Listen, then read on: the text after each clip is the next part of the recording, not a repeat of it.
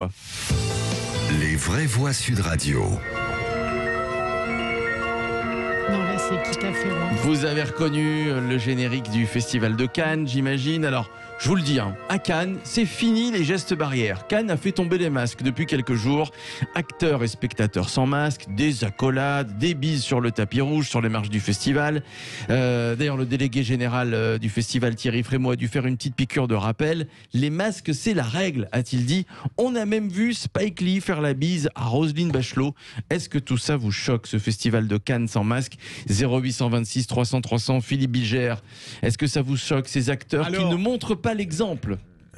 Non, alors d'abord, je n'ai jamais attendu du Festival de Cannes et des acteurs en général une attitude d'exemplarité. D'ailleurs, vous l'avez rappelé, Philippe, Pierre Lescure et Christian Frémaux ont rappelé l'obligation du masque et l'utilité de celui-ci. Je vois tout de même dans ce laxisme, cette désinvolture au Festival de Cannes, le petit hiatus qui sépare le commun modeste des citoyens, des privilégiés qui se croient autorisés à transgresser les règles. Moi, c'est sûr que je suis choqué à partir du moment où des gens dans un certain milieu, parce qu'ils seraient à l'abri de toute sanction ou de toute réprobation, se permettraient de ne pas respecter les règles qui sont utiles pour tous. Mais je n'en ferai pas un Himalaya non plus, mon cher Philippe. Ouais, mais ça choque quand même, quand on voit les images. Céline Pina. Écoutez-moi. Alors, ils se font tester tous les 48 heures, certes, non, mais quand même. Effectivement, on essaie d'installer là une lecture à la selon que vous serez puissant ou misérable, vous aurez plus ou moins de droits. Sauf que rappelez-vous, au moment des confinements, on se souvient que dans les cités, dans un certain nombre de banlieues, aucune distance n'était respectée, les masques n'étaient pas portés, les interdictions de se réunir n'étaient pas suivies. Il n'y a pas très longtemps... Et d'ailleurs, les policiers y allaient peu. Voilà, il n'y a pas longtemps, il a fallu interrompre une rave, pareil, dans des conditions absolument délirantes. Donc on voit bien que la question n'est pas des élites qui s'abstiendraient parce qu'elles se jugeraient protégées. Donc ça concerne un petit peu tout le monde. Le fait est qu'il est très difficile de veiller à tout. C'est ce qu'on appelle la charge mentale. Et quand vous avez une charge mentale importante, vous avez des fois des chutes de surmoi. Autrement dit, des chutes violentes de contrôle parce que vous avez besoin de lâcher prise. Et là, on voit bien qu'après des années quand même de contention, ça fait 1 an et demi, mine de rien, qu'on n'a pas eu... il y a un besoin de lâcher prise. Il se trouve aussi que, malgré tout, les gens commencent à comprendre que ce virus a l'air d'être un peu saisonnier. Donc les autorités sont inquiètes parce qu'elles prévoient une rentrée de septembre qui va être très compliquée.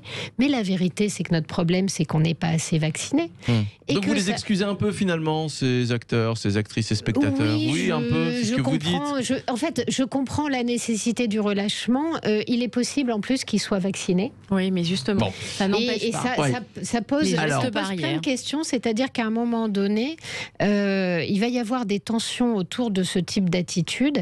Et je trouve normal qu'on les ait remis à leur place, mais je crois que c'est pas un scandale et ça veut pas dire que les puissants s'en foutent, puisque tout le monde s'en fout aussi. Véronique, juste après, on accueille Fred qui nous appelle d'Arcachon, qui aimerait réagir. Ce sont quand même des exemples, ce sont des personnes qui sont admirées par un tas de personnes.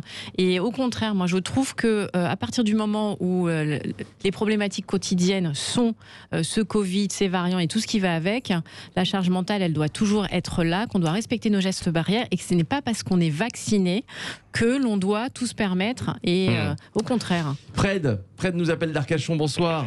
Bonsoir à tous. Salut Fred. Bon courage, merci de me prendre à l'antenne. Mais bien sûr, avec plaisir. Franchement, je vous dire honnêtement, je trouve ça indécent. Je voudrais quand même rappeler déjà que ce festival de Cannes, il est dû en grande partie à nos impôts, parce que s'il n'avait que les sous des producteurs, ça n'irait pas loin, on n'en parlerait plus. Il faudrait quand même rappeler ça, c'est quand même nos sous. Donc ces gens devraient quand même le minimum de respect qu'on peut avoir pour le pays qui les accueille, je ne parle pas des Français bien entendu, mais enfin, ça serait quand même de respecter quand même les mesures gouvernementales. On n'y croit pas, mais enfin, il faut bien faire quelque chose. Et moi, je trouve ça assez indécent.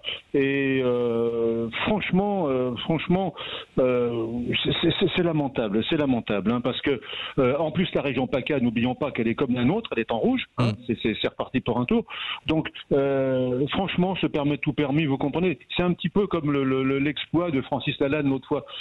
Non, honnêtement, c'est pas à faire. C'est pas à faire parce que déjà il y a du laxisme, donc ça va encore relâcher les trucs. Franchement, je trouve ça lamentable. Honnêtement, non, vous avez raison. Vous avez raison. Philippe Bilger, c'est étonnant de la part d'acteurs et d'actrices qui d'habitude aiment bien donner des leçons aux Français. Ah mais Philippe, des leçons de bonne conduite.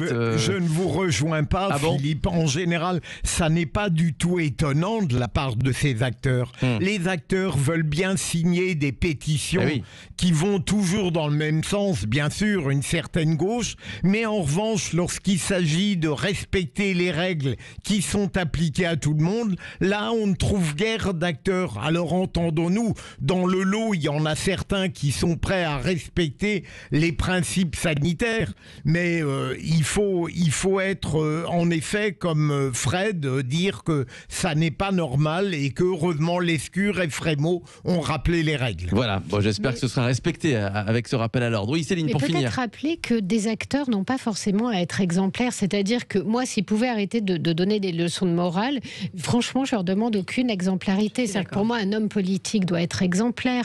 Quelqu'un qui est philosophe, qui est prêtre, etc., a une nécessité d'exemplarité. Les acteurs, on leur demande le glamour, on leur demande une part de folie, on leur demande une part de déséquilibre. C'est ce qui fait qu'ils nous font rêver, qui peuvent nous amener ailleurs. Pas forcément l'exemplarité. Et puis c'est à nous aussi de faire la part des choses. C'est pas parce que Spike Lee met pas son masque on va se dire bah tiens, nous aussi on va pas mettre le masque. C'est aussi non mais oui, on est doté d'un libre arbitre. Oui, c'est voilà.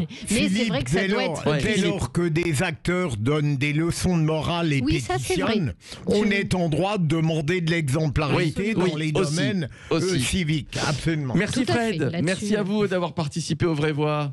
Bonne journée Fred. Surtout. Puis bonnes vacances surtout. Ah ben bonnes vacances. Bon, non, on est là tout l'été. Les vraies voix de l'été, restez avec nous. Vous pouvez nous écouter entre 17h et 19h en juillet, en août. On est là. Les débats des vraies voix d'ailleurs à réécouter en podcast sur notre site sudradio.fr, sur l'application Sud Radio et en vidéo sur notre chaîne YouTube évidemment. Vous